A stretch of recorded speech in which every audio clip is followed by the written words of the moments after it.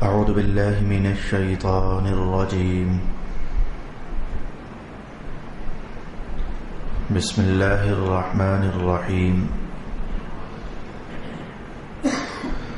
وترى الأرض هامدة فإذا أنزلنا عليها الماء اهتزت وربت وأنبتت من كل زوج بهيج ذلك بأن الله هو الحق وأنه يحيي الموتى وأنه على كل شيء قدير وأن الساعة آتية لا ريب فيها وأن الله يبعث من في القبور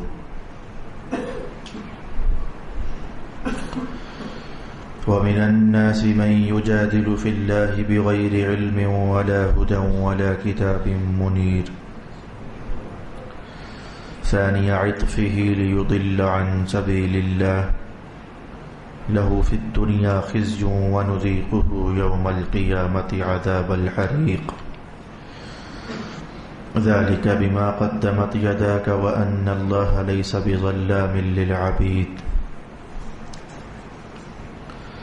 ومن الناس من يعبد الله على حرف فإن أصابه خير اطمأن به وإن أصابته فتنة انقلب على وجهه خسر الدنيا والآخرة ذلك هو الخسران المبين يدعو من دون الله ما لا يضره وما لا ينفعه ذلك هو الضلال البعيد يدعو لمن ضره أقرب من نفعه لبئس المولى ولبئس العشير صدق الله مولانا العظيم.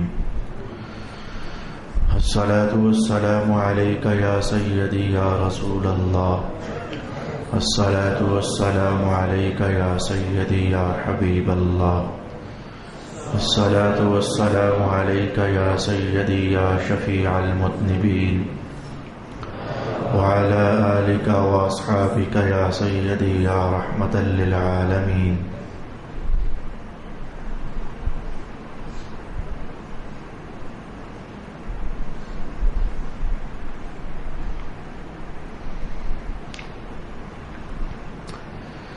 اور تم زمین کو خشک حالت میں دیکھتے ہو،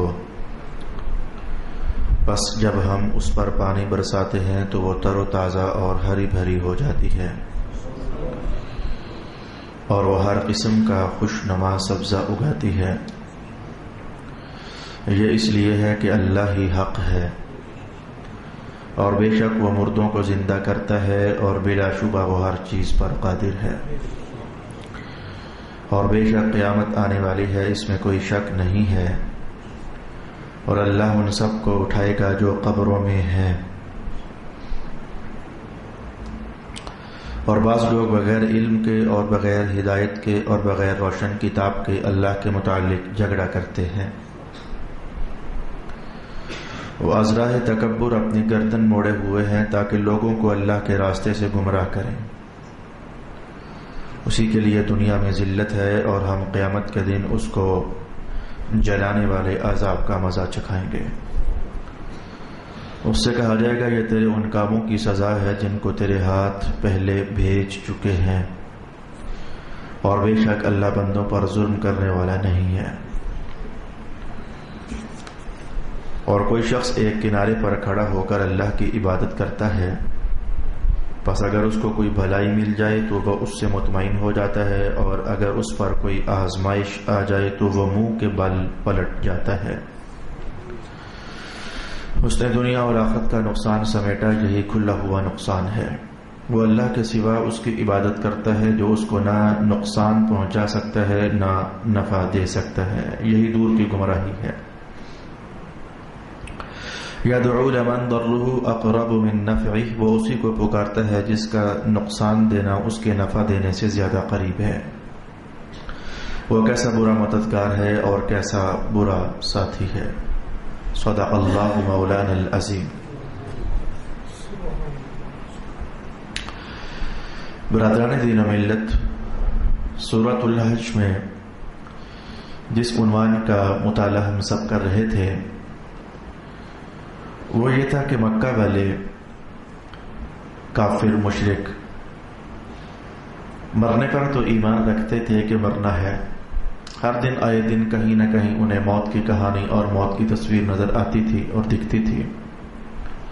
اس لیے موت ایک ایسی حقیقت ہے کسی بھی مذہب سے تعلق رکھنے والا انسان اس کا انکار کرنا چاہے بھی تو نہیں کر سکتا. اپنی اپنی مذہبی رسومات کے مطابق ہر شخص اپنے قبیلے، علاقے، گلی محلے، کوچے، مذہب، دین میں مرنے والوں کو کسی نہ کسی طریقے سے ٹھکانے لگاتا رہتا ہے. اور موت کے وقت پھر لوگوں کا جمگٹا ہونا اور اکٹھا ہو جانا یہ بھی اس کارگاہ حیات کا ایک وقی عنوان ہے. تو موت کی حقیقت کا انکار کوئی بھی نہیں کرتا تھا، لیکن مکہ کے اندر یہ آواز غلط چل رہی تھی کہ مرنے کے بعد اٹھنا نہیں ہے، بس مر گئے تو بس جو ہوا سو ہوا، زندگی کھپ گئی، ختم ہو گئی، اس کے بعد کوئی اگلا جہان نہیں ہے کہ جس کے اندر ہمیں دوبارہ اٹھایا جائے گا.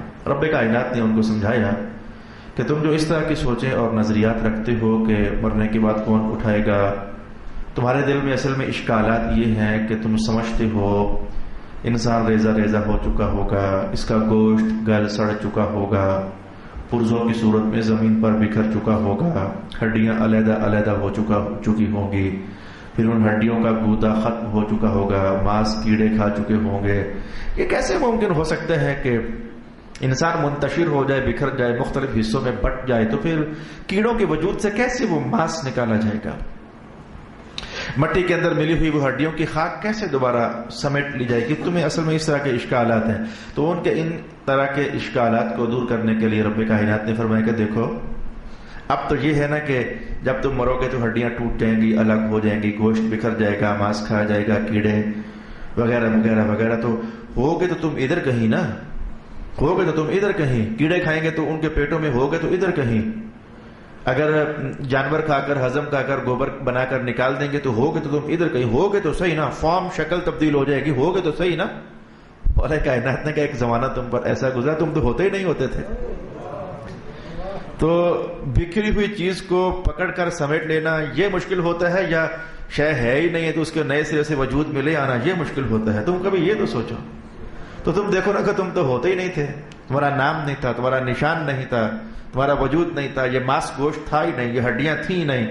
تو جو اللہ ایک پانی کی بوند سے ہڈیاں بنا سکتا ہے تو بکھری ہوئیوں کو وہ اکٹھا نہیں کر سکتا؟ جو پانی کی ایک بوند اور قطرے سے وہ گوشت کی بوٹیاں اور پرزے اور ریشے بنا سکتا ہے تو وہ بکھرے ہوئے کو اکٹھا نہیں کر سکتا. یہاں تک ہمارا حوالہ گزشتہ نشست میں جا چکا. رب کائنات نے کہا دیکھو انسانی تخلیق کی مراحل، یہ پانی کی بوند ہوتا تھا، پھر وہ جم گیا، خون بن گیا، پھر بوٹی بن گیا، پھر ہم نے اسے کسی کو کامل تخلیق دے دی، کوئی ادھورا رہ گیا، پھر اس دنیا میں آ گیا، کسی کو بچپن میں ہم نے واپس بلا لیا، کوئی جوانی تک جا پہنچا، جوانی کے بعد ہم نے اسے اٹھا لیا، پھر دیکھو کسی کو ہم بڑھاپے تک لے گئے، پھر کسی کو ارذلیل عمر تک لے گئے، وہ جی کر جیسے تھک گیا، اب وہ چاہتا تھا کہ مولا اس سے تو موت ہی بہتر ہے، اس محتاجی والی زندگی سے موت ہی بہتر. تم اتنے جیے، دیکھو یہ سارے مراحل تم پر گزرے ہیں. تو یہ عنوان کمپلیٹ کیا، مولا کائنات نے ایک اور سبجیکٹ چھیڑ دیا. میں تمہیں یہ لگتا ہے کہ مرنے کے بعد زندہ کرنا بڑا مشکل ہے؟ تم ششو پانچ میں مبتلا ہو، آؤ تمہیں ایک اور کہانی سناتے ہیں. رب کائنات نے قرآن کے الفاظ میں جیسے دعوت دے دی، آؤ تمہیں اس ٹاپک کو سمجھانے کے لیے ایک اور تمہارے سامنے ورق تمہاری زندگی کا کرتے ہیں. تو آج ہم وہ ورق دیکھنا چاہیں گے کہ رب کائنات نے کہا مرنے کے بعد اٹھا دینا کوئی بڑا مسئلہ نہیں ہے ہمارے لیے. آؤ تمہیں ایک اور کہانی سناتے ہیں. مولا کائنات سنا دے. مولا کائنات نے کہا دیکھو وَتَرَا، دیکھا تو نے کبھی وَتَرَا الْأَرْضَ، کبھی زمین دیکھی؟ مولا دیکھی. کہا حَامِدَةً، یہ خشک ہو جاتی ہے، اس کا گھاس گیا، سبزہ گیا، ہریالی گئی، اس کی لہلہاہٹ گئی، پھول گئے، پتے گئے، پھل گئے، شاخیں ننگی ہو گئیں، درخت سارا جھڑ گیا اور لگتا ہے کہ یہ خشک ٹہنی سے اب کچھ بھی نہیں نکلے گا. اور جہاں سبزے ہوتے ہیں تو وہاں پھر جب اللہ کی طرف سے وہ خزاں آتی ہے تو وہ سبزے ختم ہونے کے بعد مٹیاں نیچے سے خاک اڑانے لگ جاتی ہیں. بچپن میں آپ بھی گراؤنڈوں میں کھیلتے رہے، اور جب کرکٹ کھیلتے ہوتے تھے تو وہ جہاں سبزہ ہوتا تھا، پھر جب سردیوں کا زمانہ آتا تو سبزہ کیا خشک ہوتا، نیچے سے ہوائیں وہ مٹیاں اور خاکیں اڑاتی، تمہارے نتھنوں اور ناکوں کے اندر گھسا دیتی تھیں. تو تمہیں لگتا تھا کہ اب تو یہاں کھیل کھیل کر کے ہم نے زمین کا ستیہ ناش کر دیا، کچھ اگے گا نہیں ہے. تو رب کائنات نے کہا دیکھو وہ زمین جو خاک اڑانے لگ جاتی ہے، ہوائیں وہاں سے چلیں تو خاکستر اڑے، اور تمہیں کبھی وہاں سبزے کا ایک تنکا بھی نظر نہ آئے، تو جو اللہ اس خشک زمین پر پانی کا ایک ہی چھینٹا ڈالتا ہے وہ پھر سے ہری ہو جاتی ہے، تو اس کے لیے انسانوں کو دوبارہ کھڑا کر دینا کیا مشکل ہو سکتا ہے؟ یہ تو ہر سال ہمیں تمہیں دکھاتے ہیں۔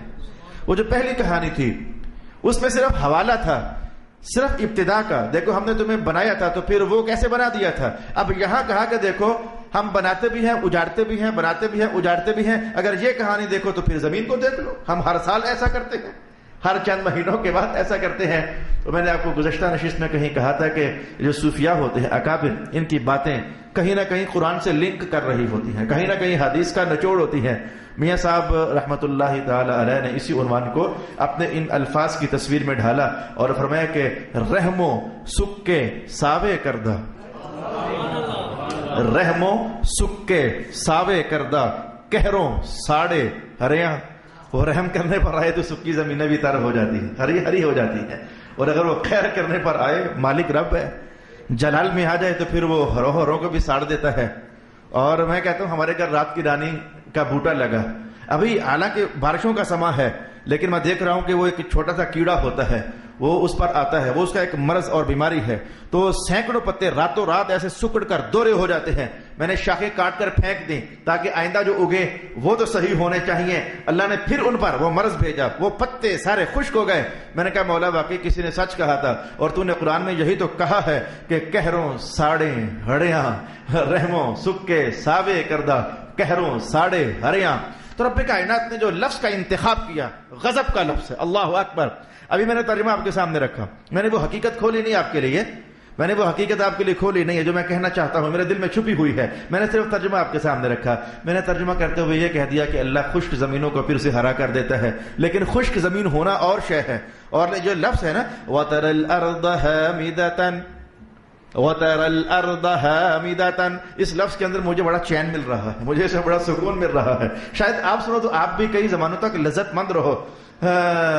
سورہ یاسین کے الفاظ یہ تھے وَآیَةٌ لَهُمُ الْأَرْضُ الْمَيْتَةُ أَحْيَيْنَاهَا، اور قرآن حکیم نے اکثر انہی ایسے کلمات استعمال کیے کہ دیکھو یہ جو زمین تھی یہ مر جاتی ہے پھر ہم اسے زندہ کر دیتے ہیں۔ سب ائمہ تفسیر نے یہی کہا، مر جاتی ہے یعنی خشک ہو جاتی ہے، پھر ہم اسے زندہ کر دیتے ہیں یعنی ان میں ہریالی پیدا کر دیتے ہیں۔ قرآن پاک اکثر ایسی باتیں کیا کرتا تھا، لیکن آج لفظ ایسا بدلا اور کہا وَتَرَ الْأَرْضَ هَامِدَةً، کیا تو نے زمین کو نہیں دیکھا یہ حامد ہو جاتی ہے؟ حامد، یہ حمد کیا ہے؟ حامیم دال، یہ حمد کیا ہے؟ اللہ اکبر۔ ایک سچی کہانی آپ کو پتہ ہے نا، دیہاتی علاقوں میں چلتی ہے جی، پانی وچ جتنی مرضی مدانی لگاؤ مکھن نہیں نکلتا۔ یہ بڑی سچی سی کہانی ہے، دیسی سا ٹوٹکا ہے، فوراً یہ کوئی جدید ٹیکنالوجی اور سائنس نہیں ہے، فوراً سمجھ آنے والی کہانی ہے۔ پانیوں کے اندر جناب آپ مدانیاں لگائیں تو مکھن نہیں نکلا کرتے، یہ بڑی سچی سی کہانی ہے۔ پنجابی کی ایک اور کہانی سناؤں، میں پنجابی کے اندر بولوں گا، مجبوری ہے، اس کو میں اب کیا اردو میں کنورٹ کروں۔ پجے چھولے اگتے نہیں ہیں، اور بھائی وہ کچے چنے ہوں تو پھر یہ اگا کرتے ہیں، وہ جو بھن جاتے ہیں پھر وہ اگا نہیں کرتے۔ یہ سچی کہانی ہوئی نا۔ اور ایک اور بتاؤں، وہ قرآن حکیم میرے سامنے کھول کر جناب رکھا ہوا ہے، تو ایک اور سچی کہانی بتاؤں۔ یہ جو کھیتیاں اگتی ہیں انہیں مٹی چاہیے ہوتی ہے، سیمنٹ کے اندر کھیتیاں نہیں اگتی، جلدی سمجھ آئی نا؟ سیمنٹ کے اندر کھیتیاں نہیں اگتی، ہریالیاں نہیں اگتی۔ ریت کے اندر اللہ چاہے تو مٹی کے ذرے ہوں تو اگ جاتی ہیں، وگرنہ خالص ریت، خالص دھلی ہوئی ریت، اس کے اندر شاید وہ اللہ پاک نے کچھ اس طرح کی تاثیر نہیں رکھی۔ اور میں جو کہنا چاہتا ہوں وہاں پہنچ جاؤں۔ حامد، آپ نے لکڑی جلائی، لکڑی جلانے کے بعد پھر کیا ہوا؟ کوئلہ بن گیا، کوئلہ دھکتا رہا دھکتا رہا دھکتا رہا، پھر کیا ہو گیا؟ میں کہوں گا سوا بن گئی۔ آپ اس سوا کو اکٹھا کرو، آپ نے اوپلے جلائے، گوبر، وہ جلا، کوئلہ بنا، کوئلہ بننے کے بعد خاکستر ہو گیا، سوا بن گیا۔ میں کہوں گا کہ آپ کو چیلنج، آپ 2-4 کلو سوا خاکستر اکٹھی کریں، گملے کے اندر ڈالیں اور پھر اس کے اندر کوئی بوٹا لگائیں۔ لوگ آپ کو پاگل کہیں گے، اوہ بھائی وہ سواؤں کے اندر بوٹے نہیں اگا کرتے، مٹیوں کے اندر بوٹے ہوگا، یہ سوا تو اس میں کیا بوٹا اگے گا؟ جیسے میں نے کہا سیمنٹ کے اندر کوئی شے نہیں اگتی، ایسے سوا کے اندر کوئی شے نہیں اگتی۔ یہ بھی ان 2 سچی کہانیوں کی طرح ایک تیسری سچی کہانی ہے، کیونکہ میں دیہاتی آدمی ہوں تو مجھے اس بات کا پتہ ہے، آپ کو بھی اس بات کا پتہ ہے۔ البتہ سوا اور مٹی رل جائے، اب بوٹے اگتے ہیں لیکن سوا میں نہیں ہوتے، وہ مٹی کی وجہ سے ہیں، لیکن جو خالق سوا ہوتی ہے، خاکستر، اس میں بوٹے اگتے نہیں ہیں۔ اب سنو یار، میں پہنچ گیا اس خاکستر کو، اس سبا کو، یعنی جس میں جان ہی نہیں ہوتی اگانے کی، آپ سمجھے، جس میں طاقت ہی نہیں ہوتی اگانے کی، جس میں اللہ نے پاور رکھی ہی نہیں ہوتی جمانے کی، اس سبا کو عربی زبان میں حمد کہتے ہیں. حمد وَتَرَى الْأَرْضَ حَامِدَةً، حمد یعنی جس میں سے میں جان بھی نکال لوں، اگانے کی جان بھی نکال لوں، مٹی اتنی بے جان کر دوں، اس میں گھاس کا کہ تیلا نہ اگ سکے، اس کی ساری طاقت نچوڑ لوں، اس میں ایک پھول بھی نہ اگ سکے، تو رب کائنات نے کہا میں ایسا قادر ہوں کہ اگر سبا ہو تو میں اس کے اندر سے بھی بوٹے اگا سکتا ہوں. وَتَرَى الْأَرْضَ حَامِدَةً، میں نے ابھی بھی کہا کہ سیمنٹوں میں نہیں اگتے، ریتوں میں نہیں اگتے، لیکن اب میں پہلے آپ کو وہ کہانی بتائی جو عموماً ہم دیکھتے ہیں. اب جاؤ یہ انڈر پاس جاؤ اور یہاں سے گزرو، جب پھاٹک بند ہو تو آپ دیکھو کہ وہ جو سیمنٹڈ دیوار ہے اس کے اندر سے بھی آپ کو 2-4 پودے باہر نکلے ہوئے نظر آئیں گے، حالانکہ وہ سیمنٹڈ دیوار ہے، سیمنٹوں کے اندر پودے نہیں اگا کرتے. رب کائنات نے کہا اگا نہیں نہ کرتے، اگائے تو جا سکتے ہیں نا، اگائے تو جا سکتے ہیں. وَتَرَى الْأَرْضَ حَامِدَةً، آپ سمجھیں یہ منظر تھا کہ رب کائنات نے کہا جان زمین سے نکال لی جائے، طاقت کھینچ لی جائے، اور جس بنیاد پر پودے اگا کرتے ہیں وہ بنیادیں ہی ختم کر دی جائیں. تو دیکھو تم دیکھتے ہو ہر آئے سیزن میں اللہ رب العالمین ایسی زمینوں کو پھر ہرا بھرا کر دیتا ہے، اور اس میں سے جو اگتا ہے وہ الفاظ سنیں، فَإِذَا أَنزَلْنَا عَلَيْهَا الْمَاءَ، پھر ہم ایسی زمین پر جس کی طاقت بھی ہم کھینچ چکے ہوتے ہیں، پھر ہم اس میں پانی برساتے ہیں، اہتزت، وہ زمین لہلہانے لگ جاتی ہے، وربت، اور پھیلنے لگ جاتی ہے، وانبتت، اور ہر قسم کا سبزہ اگاتی ہے، وانبتت من کل زوج بہیج.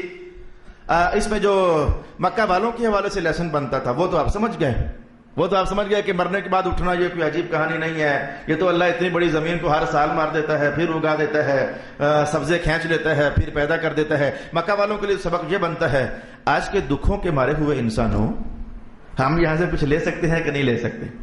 ہم یہاں سے کچھ سیکھ سکتے ہیں کہ نہیں سیکھ سکتے؟ آج مغرب کی نماز کے بعد مجھے ایک نوجوان ملا، مجھے معلوم نہیں کہ وہ یہاں محفل میں آیا ہے یا نہیں آیا، تو وہ اللہ نے گزشتہ زمانوں میں کہیں تقدیر کا اس پر حملہ وار کیا تو اسے نچوڑ کر رکھ دیا، گر گیا. وہ شاید 2 ٹائم کی روٹی کمانے سے بھی سوچ میں پڑتا ہوگا مولا کیسے کماؤں، کہاں سے لاؤں، مہربانی فرما مدد کر، دعائیں کے لیے جھولیاں کھلتے ہیں. تو اب مجھے آج کل کے زمانوں میں اطلاع ہے کہ اللہ نے اسے بہاروں کی طرف پھیر دیا ہے، اسے برکات سے نواز دیا ہے. میں نے اسے کہا اے نوجوان آج درس قرآن میں آنا سبق تیرا ہے. کہنے لگا کیا میرا سبق ہے؟ میں نے کہا رب کائنات نے کہا ہم قادر ہیں اس بات پر کہ بندے کو گراتے ہیں، پٹخاتے ہیں، وہ اندر سے ٹوٹ جاتا ہے، بکھر جاتا ہے، وہ سمجھتا ہے کہ اب زندگی کا گزارا کیسے چلے گا، میری زندگی کی گاڑی چلتی نظر نہیں آتی ہے، اور اب میں تو رول گیا، میں تو مر گیا. مولا کائنات پھر ایسے میں آواز مارتا ہے اچھا مر گیا تو مرنے کے بعد اگلی منزل تو یہ ہوتی ہے اللہ نئی زندگی عطا فرما دیا کرتا ہے. تم نے دیکھا ہے، تم نے انسانوں کو دیکھا ہے، وہ گرنے کے بعد اٹھتے بھی ہیں، اٹھنے کے بعد گرتے بھی ہیں، پٹخا بھی دیے جاتے ہیں، پھر سے ہرے بھرے بھی ہو جاتے ہیں. یہی وہ ساری کہانیاں تھیں جسے میاں صاحب نے اپنے الفاظ میں یوں ارشاد کیا، رحموں سکے ساوے کردہ کہروں ساڑے ہریاں. یہ وہ ساری کہانیاں ہیں جو قرآن کے ان الفاظ میں دیکھی جا سکتی ہیں. ارشاد گرامی ہوا وَتَرَى الْأَرْضَ حَامِدَةً وَتَرَى الْأَرْضَ حَامِدَةً. میں اس آخری بار جو میں سبق پڑھنے کے لیے گیا اپنے استاد گرامی حضرت علامہ سید ریاض حسین شاہ صاحب دامت برکاتہم القدسیہ کے پاس، یہ آخری سوموار کی کہانی ہے. میرے سبق میں چونکہ جڑی ہوئی ہے اس لیے بتانے لگا ہوں. تو سبق پڑھاتے پڑھاتے آپ فرمانے لگے کہ میرے چاند، میرے بچے، میرے پتر، یہ بات یاد رکھو، دوستیاں بھی ہمیشہ نہیں رہتی، دشمنیاں بھی ہمیشہ نہیں رہتی، ٹسلیں بھی ہمیشہ نہیں رہتی، بہاریں بھی ہمیشہ نہیں رہتی، خزاں بھی ہمیشہ نہیں رہتی. تو پھر پتہ ہے تمہیں کہ ہمیشہ کیا رہتا ہے؟ ہم نے کہا بتائیں جی ہمیشہ کیا رہتا ہے؟ کہا اللہ کی دوستی ہمیشہ رہتی ہے. جس کا تعلق ادھر سلامت رہتا ہے نا، تو وہ سکا بھی ہے تو اپنے آپ کو سکا نہ سمجھے، وہ گرا بھی ہے تو اپنے آپ کو گرا نہ سمجھے، اگر وہ ٹوٹ بھی گیا ہے تو اپنے آپ کو ٹوٹا نہ سمجھے، وہ بکھر گیا ہے، حالات کے تھپیڑوں نے اسے زمین بوس کر دیا ہے تو اپنے آپ کو زمین بوس نہ سمجھے. اس لیے کہ رب کائنات نے یہ حقیقت قرآن میں ان الفاظ میں کہی ہے، فَإِذَا أَنزَلْنَا، زمین جب حامیدہ ہو جاتی ہے تو پھر ہم ہیں جو اس پر رحمت کا چھینٹا لگاتے ہیں، تو اس خشک زمین سے پھر ہنستے کھیلتے پھول ہم لہرا دیا کرتے ہیں. فَإِذَا أَنزَلْنَا، تو کہنے لگے پتر اپنا تعلق اللہ کے ساتھ صحیح رکھو. یہ بندے آتے بھی رہتے ہیں، جاتے بھی رہتے ہیں، دوستیاں بنتی بھی رہتی ہیں، دشمنیاں ٹوٹتی بھی رہتی ہیں، مخالفتیں ہوتی بھی رہتی ہیں اور محبتیں بکھرتی بھی رہتی ہیں۔ نہ محبتوں کے بکھرنے کو دیکھا کرو، نہ دوستیوں کے ٹوٹنے کو دیکھا کرو، اور نہ دشمنیوں کے پلنے کو دیکھا کرو۔ ان سب فنا مخلوقات سے اپنے اندر کی دنیا کاٹ کر کے تو آسمان والے کی طرف منہ کر کے کہا کرو مولا یہ محبتیں بھی ادھر سے ہی نازل ہوتی ہیں، دوستیاں بھی ادھر سے ہی نازل ہوتی ہیں، عطاؤں کے می بھی ادھر سے برستے ہیں، اور رحمتوں کی برکھا بھی تو ہی عطا فرماتا ہے۔ اللہ تعالیٰ کرے گا آج کا خزاں تمہارا آنے والے کل کے بہار کا پاسباں بن جائے گا۔ ارشاد گرامی ہوا فَإِذَا أَنزَلْنَا عَلَيْهَا الْمَاءَ، پھر ہم نے جب پانی برسا دیا تو زمین تر و تازہ ہو گئی، ہری بھری ہو جاتی ہے، خوش نما سبزی اگاتی ہے۔ اب رب کائنات نے بنیادی عقیدہ پھر سے چھیڑا، وہ عنوان جو مکہ والوں کو سمجھایا جا رہا تھا، قاری قرآن کی توجہ پھر وہاں لا کر روکی اور کہا ذالک، یہ سارا کچھ اس لیے ہم نے بتایا کہ تاکہ تم جان جاؤ کیا بِأَنَّ اللَّهَ هُوَ الْحَقُّ، حق اللہ ہی ہے، یا تاکہ تم یہ حقیقت جان جاؤ کہ حق اللہ ہی ہے، وَأَنَّهُ يُحْيِي الْمَوْتَى، تم یہ جان جاؤ کہ وہی ہے جو مردوں کو زندہ کر دیا کرتا ہے، وَأَنَّهُ عَلَى كُلِّ شَيْءٍ قَدِيرٌ، اور وہی ہے جو ہر شے پر قدرت رکھنے والا ہے۔ اور پھر کہا کہ دیکھو اپنی اس غلط سوچ سے باز آ جاؤ کہ مرنے کے بعد نہیں اٹھنا، قیامت قائم نہیں ہونی، حساب و کتاب نہیں ہونا، میں کہہ رہا ہوں وَأَنَّ السَّاعَةَ آتِيَةٌ لَا رَيْبَ فِيهَا، وَأَنَّ السَّاعَةَ آتِيَةٌ لَا رَيْبَ فِيهَا، بے شک قیامت آنے والی ہے، اس میں کوئی شک نہیں۔ یقیناً میں اس وقت اگر میرے پاس صرف کلاس روم کے لڑکے بیٹھے ہوتے، کیونکہ آج کل ہم پڑھ رہے ہیں مختصر المعانی، میں آپ کو چھیڑتا ضرور ہوں لیکن سمجھاؤں گا نہیں، وہ میرے بس میں نہیں ہے۔ وہ کچھ لیکچرز ایسے ہوتے ہیں جو باہر نہیں سمجھائے جا سکتے۔ رب کائنات نے کہا قیامت آئے گی، اس میں کوئی شک نہیں ہے، مکہ والے شک کر رہے تھے، تو قرآن کا یہ کہنا کس کھاتے کیا کہ اس میں کوئی شک نہیں ہے؟ وہ شک تو ہو رہا ہے، وہ انکار میں تو پڑے ہوئے ہیں۔ رب کائنات نے کہا کوئی شک نہیں ہے۔ یہ ہے وہ جو علماء نے ابھی حال ہی میں علامہ تفتزانی کی ہاں پڑھا، میں علماء کو اشارہ کرنے لگا ہوں کہ بعض اوقات قرآن حکیم کی یہ عادت ہے کہ وہ منکر کو غیر منکر کے درجے میں اتارتا ہے، اور اس کی وجہ یہ ہوتی ہے کہ اس منکر کے پاس اردا گرد کے ماحول میں ایسے دلائل ہوتے ہیں کہ اگر ان میں سچی نظر سے غور و فکر کر لیا جائے تو انکار باقی رہتا نہیں ہے۔ تو قرآن حکیم ایسا کرتا رہتا ہے، حدیث پاک میں ایسے بلاغت کے انداز ملتے رہتے ہیں کہ شک ہو رہا ہے لیکن قرآن کا شک ہے ہی نہیں ہے۔ مانا یہ تھا کہ تمہیں جو شک پڑا ہوا ہے نا، تم نے جاگتی نظر سے مشاہد دیکھے نہیں ہیں، تم نے کھلی نظر سے دلائل میں غور کیا نہیں ہے، تم نے دل کی سچائی کے ساتھ موازنہ کیا نہیں ہے۔ اگر کہیں تم تلاش کی نظر سے اور جستجو کی نظر سے اپنے اردا گرد کے ماحول میں نظر ڈال لیتے نا، تو تمہارے اندر کے شک خود ہی مر جاتے اور تم کہنے لگ جاتے اولا جو تھوڑی دیر پہلے شک بنا ہوا تھا اب تو وہ یقین میں تبدیل ہو چکا ہے کہ مارنے والا بھی تو ہے، مرنے کے بعد زندگی دینے والا بھی تو ہے۔ میں پھر وہ جملہ دہراؤں گا اور کئی بار زندگی میں کئی بار دہرانا پڑے گا، مجبوریاں ہیں۔ حضرت مولا مشکل کشا علیہ المرتضیٰ کیا فرمایا کرتے تھے؟ جب ایک سفر کے موقع پر آپ نے دیکھا تو بولا، آپ نے فرمایا کہ دیکھو لگتا ہے کہ یہاں سے بکری گزری ہے، یہاں سے لگتا ہے کہ اونٹ گزرا ہے، یہاں سے لگتا ہے گھوڑا گزرا ہے۔ تو کسی نے پوچھا یہ آپ کو کیسے لگتا ہے؟ کہا مینگنیاں دیکھو تو بکری سمجھ نہیں آتی ہے، اور گھوڑے کی لید دیکھو تو گھوڑا سمجھ نہیں آتا ہے، اور اونٹ کے وہ لید کے ٹکڑے دیکھو تو اونٹ سمجھ نہیں آتا ہے۔ پھر آپ اس موقع پر سوچ کو مہمیز لگاتے اور فرماتے اگر مینگنیاں دیکھنے سے بکری کی یاد آ سکتی ہے تو اتنی بڑی کائنات دیکھ کر خدا یاد نہیں آتا ہے؟ بھلا کوئی تو ہے نا جو بنانے والا ہے، کوئی تو ہے نا جو بنانے والا ہے۔ تو میں نے کہا کہ قرآن حکیم نے کہا مکہ والوں تم نے آج تک صحیح تلاش کیا نہیں ہے، اگر تم صحیح تلاش کر لیتے نا تو تمہارے وجود کے اندر ہم نے ہزاروں دلائل پیدا فرمائے ہوئے ہیں کہ جن کو دیکھ کر تمہارا شک نہ رہتا، ایمان میں تبدیل ہو جاتا۔ وَأَنَّ السَّاعَةَ آتِيَةٌ لَا رَيْبَ فِيهَا، بے شک قیامت آنے والی ہے، اس میں کوئی شک نہیں۔ وَأَنَّ اللَّهَ يَبْعَثُ مَن فِي الْقُبُورِ، لو بھی اوکھی بات آ گئی، اوکھی بات آ گئی، سمجھنے کے لائق بات آ گئی۔ رب کائنات نے کہا جو بھی قبروں میں ہیں انہیں ہم اٹھائیں گے۔ یوں لگا کہ جو قبروں میں ہیں انہیں اٹھائیں گے، تو سارے انسان قبروں میں تھوڑے جاتے ہیں، میں جو قبر والے ہیں انہیں تو ہم اٹھائیں گے۔ یہ بات سمجھنے والی ہوئی۔ آپ نے ایکسیڈنٹ ہوتے دیتے ہیں، بندوں کو جلتے دیکھا ہے، ان کے پرزے نہیں ملتے، مچھلیاں کھا جاتی ہیں، سمندر کے جانور انہیں ہڑپ کر جاتے ہیں، اور جنگلوں کے شیر انہیں حملہ کر کے تو نوچ لیتے ہیں، کھا کر پھینک دیتے ہیں، اور وہ لید بن کر سوا بن کر پتہ نہیں کدھر کدھر گھومتے رہتے ہیں، وہ قبر میں تھوڑا جاتے ہیں۔ لیکن رب کائنات نے کہا جو قبروں والے ہیں ہم انہیں اٹھائیں گے۔ اس کا مطلب یہ ہوا کہ وہ جو جنگلات میں شیر کھا گئے، چیتے کھا گئے، تو انہیں نہیں اٹھانا۔ وہ جو سمندروں کے اندر مر گئے تو ہلاک ہو گئے تو مچھلیاں کھا گئیں تو کیا انہیں نہیں اٹھانا؟ رب کائنات نے کہا قبروں والوں کو ہم اٹھائیں گے. اچھا جی، تو پھر کیا وہ جو آگ میں جل گئے ہندوؤں نے اپنی لاشیں جلا دیں اور گنگا کے اندر بہا دیں تو وہ قبروں میں تو نہیں گئے، تو کیا انہیں نہیں اٹھانا؟ اٹھانا تو ہے. اسے پھر ہم کیسے سمجھیں گے؟ اسے پھر ہم کیسے سمجھیں گے؟ میرے محترم، ایک طریقہ ہے علماء کا اور ایک طریقہ ہے ہم پبلک کا. ہم دونوں انداز میں بات کو سمجھ لیتے ہیں. علماء کرام نے تو یہ فرمایا کہ علمی جواب اس کا یہ ہے کہ مفہوم مخالف کا اعتبار نہیں ہوتا، یعنی جو بات کہی ہے وہ تو کہی ہے، جو نہیں کہی نا تو خود ہی نتیجے مت نکالا کرو. میں پبلک کی لینگویج میں علماء کی بات کو یوں کہوں گا، جو کہی ہے وہ کہی ہے، اسے تو مانو نا، تو جو نہیں کہی نا تو خود ہی نتیجے مت نکالو. بھائی مثلا لا الہ الا اللہ محمد الرسول اللہ، محمد اللہ کے رسول، ترجمہ آپ کو سمجھ آ گیا؟ تو بھئی کہا یہ ہے کہ محمد رسول، اب نتیجے خود نہ نکالو کہ جو محمد نہیں وہ رسول بھی نہیں. نتیجے خود نہ نکالا کرو، جو محمد نہیں وہ رسول بھی نہیں. عیسیٰ علیہ السلام محمد تو نہیں ہے پر رسول تو ہے، موسیٰ علیہ السلام محمد نہیں ہے پر رسول تو ہے، ابراہیم علیہ السلام محمد نہیں ہے پر رسول تو ہے. میرا خیال ہے کہ جلدی سمجھ آئی. جو کہا اسے مانو اور جو نہیں کہا اس کا انتظار کرو. تو اس انداز میں ذرا اپلائی کرتے ہیں. رب کائنات نے کہا یبعث من فی القبور، قبر والوں کو اٹھائیں گے. مولا باقیوں کو کہا جو کہا وہ مانو، قبر والوں کو تو اٹھائیں گے، رہا مانا باقیوں کا تو وہ ہم نے یہاں کہا ہی کب ہے؟ ان کے لیے اور آیتیں ہیں، ان کے لیے اور مقام ہیں، ان کے لیے اور محل ہیں. وہ ہم نے کہا جو ہے کہ نبعث، ہم ہر ایک کو جو جس شکل میں بھی ہوگا اٹھائیں گے اور اٹھا کر کے اپنی بارگاہ میں کھڑا کریں گے. میرا خیال ہے کہ جو مفسرین نے کہا اگر اسی انداز میں سمجھ لیا جائے تو بس ہے، گزارا چل جاتا ہے.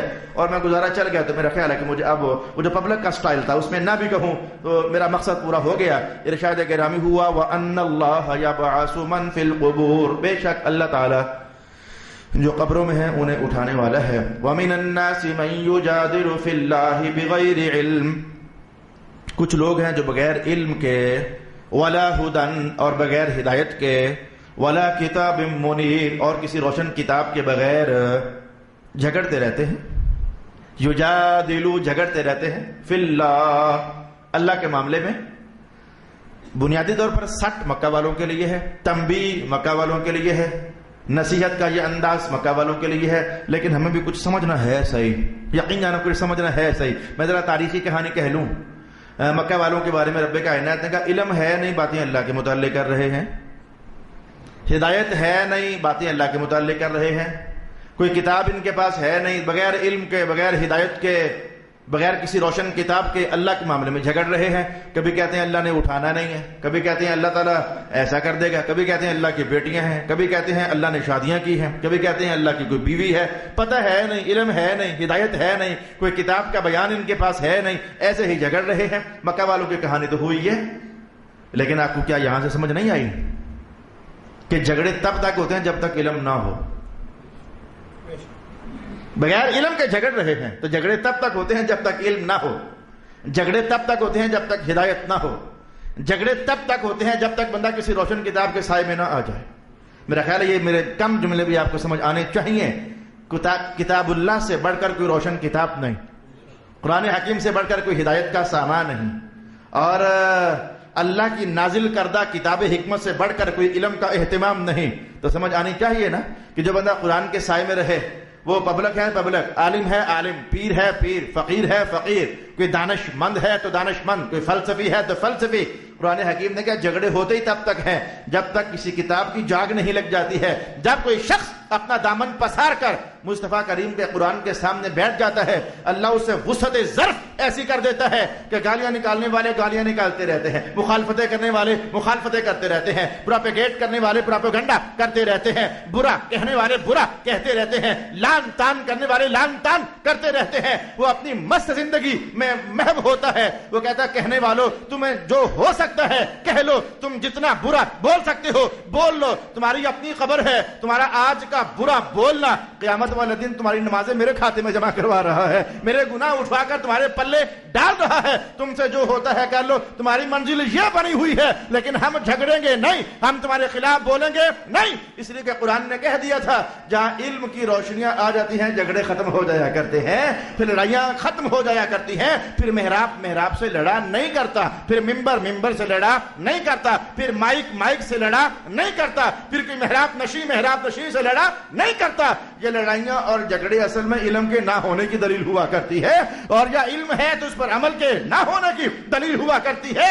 رب کائنات نے کتنے خوبصورت کلمات میں سب کچھ کہا، سمجھا دیا، مکہ والوں کو بھی، قیامت تک آنے والے انسانوں کو بھی، اور کہا کہ وَمِنَ النَّاسِ، بعض لوگ، کم لوگ ہوتے ہیں، وَمِنَ النَّاسِ، کچھ لوگ ہوتے ہیں، مَن يُجَادِلُ فِي اللَّهِ، وہ اللہ کے میں لڑنے سے باز نہیں آتے، لیکن راز پیچھے یہ ہوتا ہے بغیر علم، ان کے پاس علم جو نہیں ہوتا، ولا ہدن، ہدایت جو نہیں ہوتی، ولا کتاب منیر، اور روشن کتاب جو نہیں ہوتی۔ اب یہ تین حوالے رب کائنات نے قائم کیے۔ اگر کوئی قاری قرآن یا قرآن کی آواز سننے والا کیا ہی لے، پوچھ لے، اور اچھا پھر علم نہیں ہے تبھی جھگڑے ہیں، اگر علم لینا ہے تو کیا کرے، پھر ہدایت لینی ہے تو کیا کرے، پھر کتابیں روشنی کے سائے لینے ہیں تو کیا کرے، پھر والے کائنات نے ان تینوں جملوں کا مرکز جیسے محمد مصطفیٰ کو بنا دیا، کہا علم نہیں ہے تو دربار محمد پہ آ جاؤ، ہدایت نہیں ہے تو دربار محمد پہ آ جاؤ، اور اگر کسی کتاب کی روشنیاں چاہیے تو ہم نے قرآن جیسی سونی کتاب بھی مصطفیٰ کریم کو عطا فرمائی ہوئی ہے۔ بغیر علم ولا ہدن ولا کتاب منیر ثانی عطفہ، اللہ اکبر، سب سے مؤثر کلام، سب سے مؤثر زبان، سب سے مؤثر شخصیت، سب سے حسن اخلاق کا پیکر، مجسمہ کرم، مجسمہ عطا، مصطفیٰ کریم علیہ السلام۔ لیکن قرآن نے کہا وہاں بھی ایسا ہو گیا تھا، کیسا؟ وہاں بھی ایسا ہو گیا تھا، کیسا؟ ثانی عطفہ، ایک بندہ ہے، اس نے ہمارے تکبر کے گردن پھیر لی، حضور کو دیکھنا بھی نہیں چاہتا تھا، ہمارے تکبر کے گردن پھیر لی، ثانی عطفہ، میں دیکھنا نہیں چاہتا محمد کو، گردن پھیر لی۔ اور صرف اتنا ہی نہیں، لیضل عن سبیلہ، اور اگر کوئی اور بھی رغبت کرتا تھا رسول اللہ کی طرف تو گردن پھیر کر اسے بھی روکتا، نہ دیکھ ادھر، مت سن کلام، مت بیٹھ محمد کے پاس، یہ بندہ ٹھیک نہیں ہے۔ ثانی عطفہ لیضل عن سبیل اللہ، الفاظ کا وزن، روکتا، مت جا محمد کے پاس۔ مولا یہ کیا کر رہے ہیں؟ کہا یہ اللہ کے راستے سے روک رہے ہیں۔ مولا نہیں ہے تو محمد کے پاس جانے سے روک رہے ہیں۔ کہا محمد اللہ کا راستہ ہی تو ہے، محمد اللہ کا راستہ ہی تو ہے، اگر خدا تک رسائی چاہتے ہو تو تم میں اتنی تاب کہاں ہے، تم میں اتنی ہمت کہاں ہے، تم میں اتنی طاقت کہاں ہے؟ ہم نے اپنے انوار تمہیں دینے کے لیے اپنا سونا پیارا محمد تمہیں بٹھا دیا ہوا ہے، جو ہم تک رسائی کرے گا، جو ہمارا فیض چاہے گا، جو ہم سے رحمتوں کا طلبگار ہوگا، اسے ڈائریکٹ نہیں آنا ہوگا، فی سبیل اللہ، اسے مصطفیٰ کی راہوں سے ہو کر آنا ہوگا، اسے مصطفیٰ کریم علیہ السلام کے وجود اقدس کے وسیلے سے ہم تک پہنچنا ہوگا۔ ثانی عطفہ لیضل عن سبیل اللہ، گردن مروڑ کر باتیں کرتا ہے، لوگ روکتا ہے لوگوں کو۔ میں تفسیر کا ابو جہل مراد ہے، میں تفسیر کا ابو جہل مراد ہے، تکبر کے مارے گردن اس کی اکڑی رہتی، گھماتا رہتا منہ، اور جہاں اس کے موقع ملتا کہتا نہ نہ نہ، محمد ٹھیک نہیں، محمد ٹھیک نہیں، مصطفیٰ کے پاس نہ جانا۔ رسول پاک علیہ السلام نے بھی کیا اعلان کیا؟ رسول پاک علیہ السلام نے بھی کیا اعلان کیا؟ فرمایا تم میں سے جو شخص جتنا مجھ سے زیادہ قریب ہوگا، قیامت تک اعلان کر دیا، تم میں سے جو شخص جتنا مجھ سے زیادہ قریب ہوگا، تو میرے ساتھ تو ذرا بڑے پیمانے پر ایسا ہوتا رہا نا، تو اس کے ساتھ چھوٹے پیمانے پر ایسا ہوتا رہے گا۔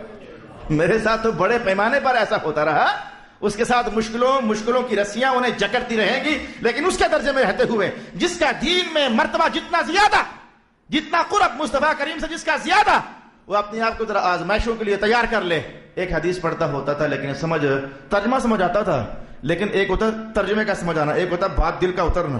جیسے ہم کہتے ہیں یار اج گل سمجھ آئی ہے، حالانکہ وہ سمجھا پہلے بھی ہوتا ہے، تو جملہ بولتے ہو نہیں یار اج سمجھ آئی ہے، وہ بات سنی پہلے ہوتی ہے، کہتا آج سمجھ آئی ہے، مانا یہ کہ پہلے سنی تھی، کوئی ذہن نے قبول بھی کیا تھا لیکن چس آج آئی ہے، مزہ آج آیا ہے۔ وہ شاید بندہ پاس سے گزرتا ہے، وہ کدھر گئے ظہیر صاحب ہوتے تو شعر پڑھتے، دکھیے دی گل دکھیا جانے سکھیے نو کی خبراں، میاں صاحب نے یہ بات کہی ہے نا، دکھیے دی گل دکھیا جانے سکھیے نو کی خبراں، بھائی کسی اور کا درد سمجھنا ہو تو اس درد سے گزرنا پڑتا ہے، پھر لگتا ہے پتا کہ یہ درد ہوتا کیا ہے. تو میں کچھ اس طرح کی کہانی قرآن حکیم نے ان الفاظ میں ارشاد فرمائی لیضل عن سبیل اللہ. تو میں کہتا ہے کہ حدیث میں نے پڑھی ہوئی تھی لیکن نہیں سمجھ آتی تھی، ترجمہ سمجھ آتا تھا لیکن وہ جسے کہتے ہیں آج سمجھ آئی ہے وہ بات نہیں بن رہی تھی. وہ یہ تھی کہ قیامت والے دن جب اہل جنت جنت میں جائیں گے تو جنت والوں کا حوریں استقبال کریں گی تو آپس میں باتیں کریں گی، ہٹو نہیں اسے آنے دو، ہمارے پاس یہ دنیا سے تھکا ہارا آیا ہے، دنیا سے تھکا ہارا آیا ہے. میں کہتا ہوں تھکے ہارے ہونے کا مطلب کیا ہے؟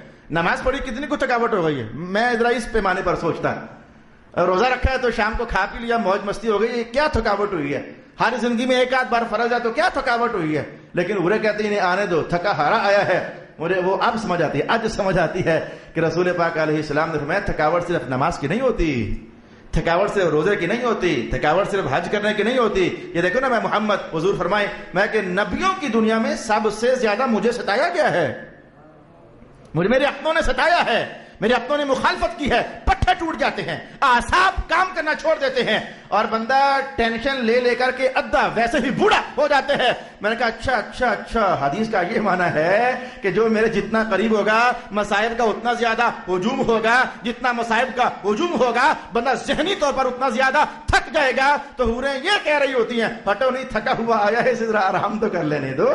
ارشاد گرامی ہوا ثانی عطفہ لیضل عن سبیل اللہ.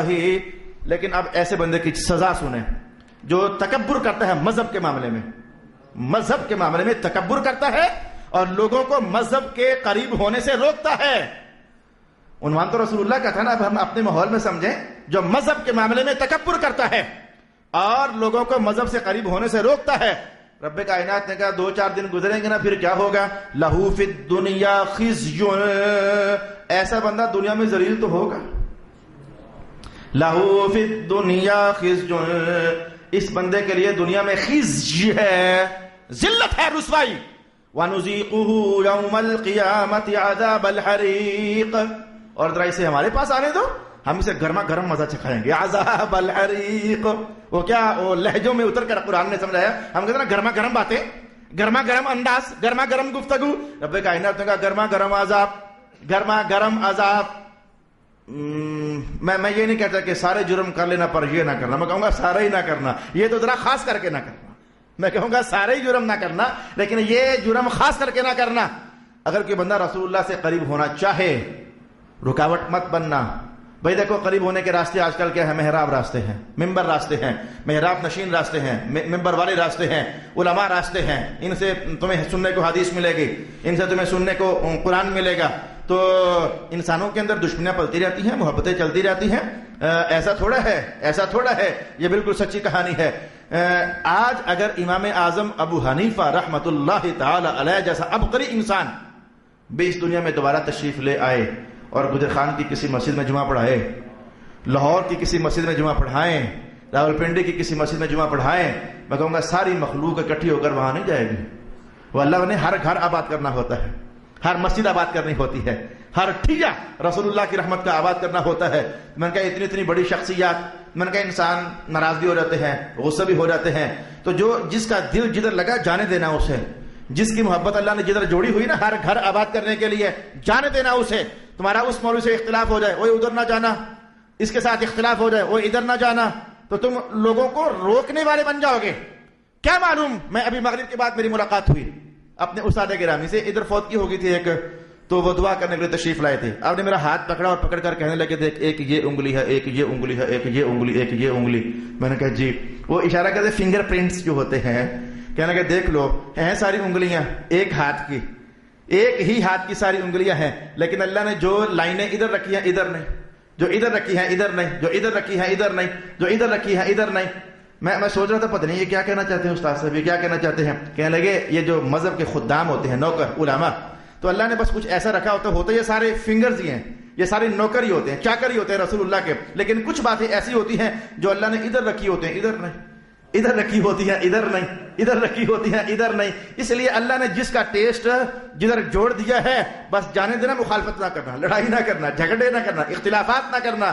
بات بابا سمجھ آئی؟ میں نے کہا سنیے، رب کائنات نے کہا لیضل عن سبیل اللہ، لیضل عن سبیل اللہ. اب میرے پاس داخلے ہو رہے ہیں جامعہ کے اندر، درس نظامیہ کے لیے بچے رجوع کر رہے ہیں، تو میں محسوس کرتا ہوں کہ جس بچے کو میرے پاس فائدہ نہیں، میں کہتا ہوں بھائی تجھے میرے پاس فائدہ نہیں تو ادھر چلا جا، اہل سنت کا وہ مدرسہ بھی ہے، اہل سنت کا یہ مدرسہ بھی ہے، اہل سنت کا یہ مدرسہ بھی ہے.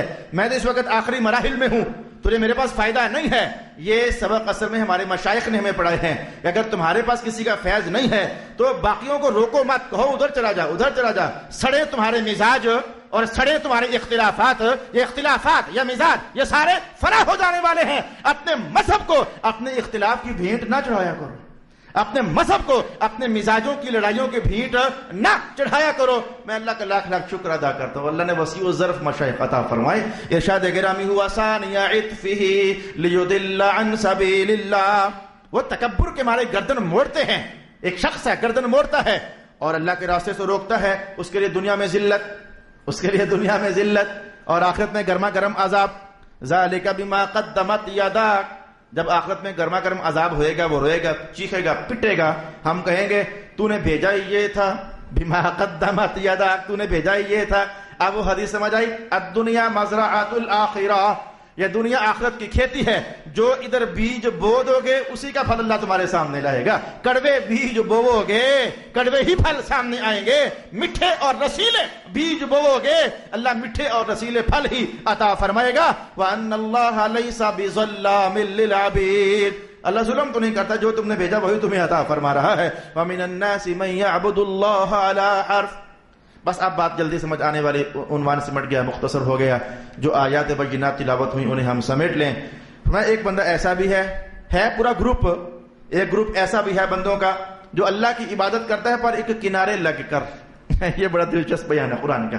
علی حرف، یہ حرف کا معنی کنارہ ہوتا ہے، حرف ایک طرف، حرف کا معنی ایک طرف، حرف کا معنی ایک کنارہ. یہ نحو پڑھنے والے صرف پڑھنے والے پڑھتے ہیں الکلمۃ علی ثلاثۃ اقسام، اسم و فعل و حرف. یہ حرف ایک ہوتا ہے اسم، ایک ہوتا ہے فعل، ایک ہوتا ہے حرف. وہاں یہ بحث چلتی ہے حرف کو حرف کیوں کہتے ہیں جی، وہاں پہ وہ مناسبتیں بیان ہوتی ہیں.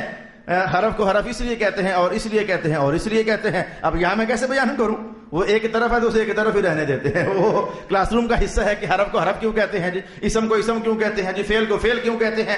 اچھا تو کہا کہ وہ بندہ ایک حرف پر کھڑا ہو کر عبادت کرتا ہے، ایک کنارے پر لگا ہوا عبادت کر رہا ہے. امام فخر الدین رازی کہتے ہیں اصل میں یہ کچھ منافقوں کی کہانی ہے، یہ اصل میں کچھ منافقوں کی کہانی ہے. وہ نہ مسلمانوں کی جماعت سے بھی ایک طرف ہو کر رہتے اور کافروں کی جماعت سے بھی ایک طرف ہو کر رہتے. وہ چاہتے یہ تھے کہ ہم اندر ادھر نہ گھس جائیں، کہیں یہ سمجھیں کہ یہ مسلمان ہی تو نہیں ہو گئے، اور ہم کافروں کے اندر بھی خالص گھس نہ جائیں کہ کہیں مسلمان یہ سمجھیں کہ کہیں کافر ہی تو نہیں ہو گئے. وہ ادھر سے بھی ایک طرف رہتے، ادھر سے بھی ایک طرف رہتے. پھر مولا کائنات نے کہا فَإِنْ أَصَابَهُ خَيْرٌ اطْمَأَنَّ بِهِ. اگر ادھر خیر نظر آتی تو ادھر داخل ہو جاتے، ہم تو تمہارے ساتھ تھے.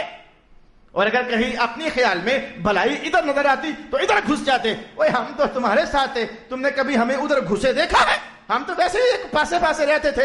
گویا منافقت کا ایک رخ ہے جو قرآن حکیم نے بیان کیا، وہ بالکل اندر داخل ہو کر کے تو وہ کسی وجود کا، کسی تحریک کا، کسی دعوت کا اور کسی مجمع کا حصہ نہیں بنتا. وہ چاہتا ہے کہ میں بس درمیان میں رہوں، موقع بن گیا تو ادھر چلا جاؤں گا، موقع بن گیا تو ادھر چلا جاؤں گا، جہاں مفاد نظر آئے گا میں ادھر داخل ہو جاؤں گا. آج کی اس انسانی بستی میں ایسے لوگ ہیں، لڑائیاں کرواتے ہیں، جھگڑے کرواتے ہیں، علماء کے، پبلک کے، آپس میں رشتہ داروں کے. وہ بس درمیان رہتے ہیں. تھوڑا کو ادھر مل لیا، تھوڑا کو ادھر مل لیا، تھوڑی کی بات ادھر کر دی، تھوڑی کی بات ادھر کر دی. جہاں فائدہ نظر آ گیا چوری چپ کے اندر گھس گئے، فائدہ کما کر پھر کنارے پر آ گئے. یہ منافقوں کی تصویر قرآن نے اپنے انداز میں کہی وَمِنَ النَّاسِ مَن يَعْبُدُ اللَّهَ عَلَىٰ حَرْفٍ. اور کوئی شخص ایک کنارے پر کھڑا ہو کر اللہ کی عبادت کرتا ہے، پر اگر اسے کوئی بھلائی مل جائے تو مطمئن ہو جاتا ہے، اور اگر کوئی آزمائش آئے تو منہ کے بل گر جاتا ہے. خسرت دنیا والآخرہ. ایسا دوہرا بندہ، ایسا منافق خسرت انسان، رب کائنات نے کہا یہ دنیا میں بھی ذلیل ہوتا ہے، آخرت میں بھی ذلیل ہوتا ہے، نقصان اٹھاتا ہے. اس لیے کہ منافقت ایک ایسی کہانی ہے جو چھپ نہیں سکتی، کہیں نہ کہیں راز کھل جاتا ہے. جھوٹ کو دنیا میں کسی نہ کسی دن کھلنا ہے، سچ کو بھی دنیا میں رہتے ہوئے کسی نہ کسی دن آشکارا ہونا ہے. دنیا میں نہ تو ہمیشہ مرتے دم تک جھوٹ کبھی چھپ سکا ہے، اور نہ سچ کبھی چھپ سکا ہے. سچ کو بھی ظاہر ہونا ہوتا ہے اور جھوٹ کو بھی ظاہر ہونا ہوتا ہے. کہا جو منافق ہوتا ہے نا، منافق وہ دنیا کے اندر بھی نقصان اٹھاتا ہے اور آخرت کے اندر بھی. ذالک هو الخسران المبین، یہ کھلا نقصان ہے. یدعو من دون اللہ ما لا یضرہ وما لا ینفعہ. یہ مکہ والے ایسوں کی عبادت کرتے ہیں جو نہ نفع دے سکتے ہیں نہ نقصان. ذالک هو الضلال البعید، یہ کھلی گمراہی ہے. میں آپ کو محسوس ہوا جلدی سے بول رہا ہوں.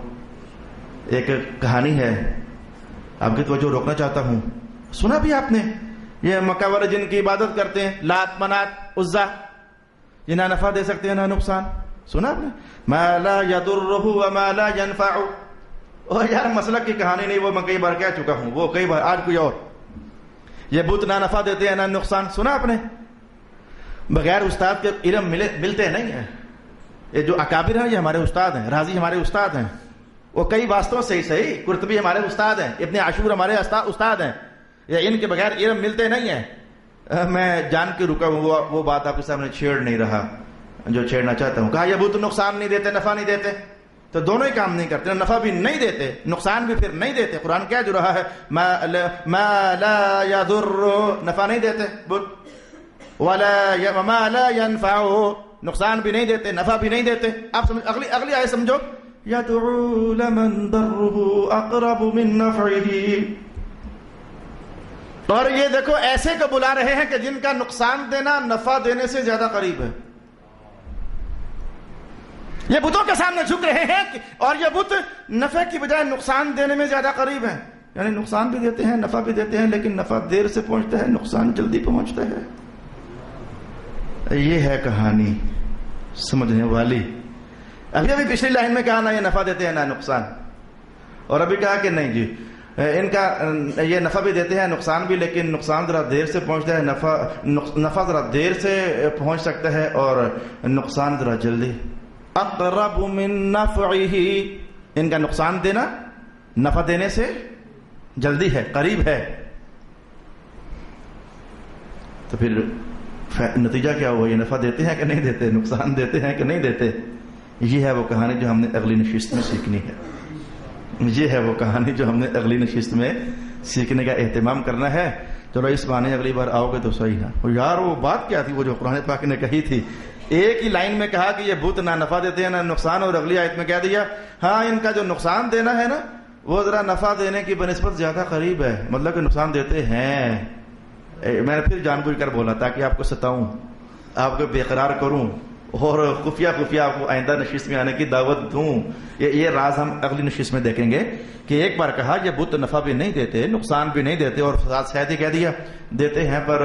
یہ دیتے ہیں پر یہ جملے میں فی الحال آپ کو ایسے جان بوجھ کر کہہ رہا ہوں. ان کا جو نقصان دینا ہے نا یہ ذرا قریب ہے، ان کے نفع دینے کی بنسبت ان کا جو نقصان دینا ہے نا یہ ذرا قریب ہے. تو نقصان دیتے ہیں تبھی تو قریب ہے کہا نا. اگر نقصان دیتے ہی نہ ہوتے تو پھر یہ جملہ بولنے کا فائدہ نہیں تھا. لو بھی یہ ہے سبق ہمارا اگلی نشست کا انشاءاللہ العزیز.